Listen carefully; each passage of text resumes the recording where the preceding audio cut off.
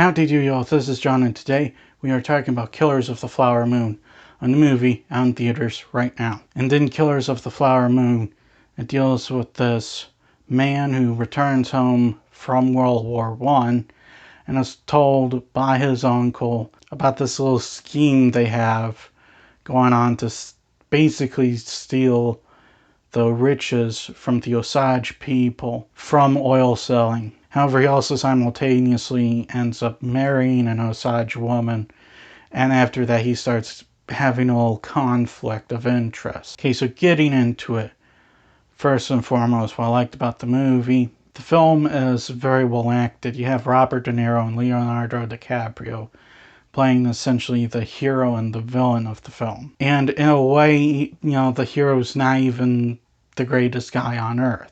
Ernest Burkhardt, played by Leonardo DiCaprio, you can definitely see the conflict of interest in him, which, lends itself to some praise from the writers and also some praise from the actors like DiCaprio. Because on one hand, he wants the money because he likes money.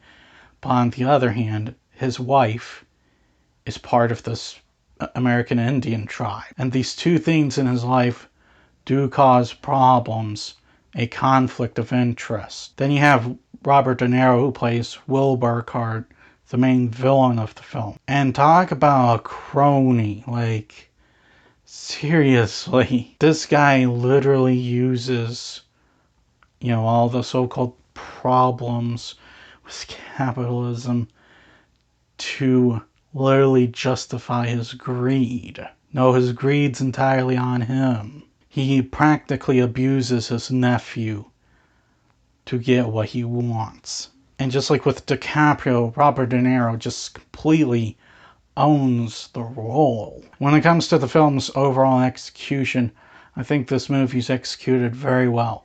I think that tonally the film definitely has the right tone. The film has a kind of dark, a little bit of a gangster vibe to it, but it doesn't do anything inappropriate. And the story, let's get into the story. The film's well written. You can definitely tell that the writers were very interested in the Osage murders and trying to honor the victims without, again, doing anything inappropriate, like putting a forced agenda in the film.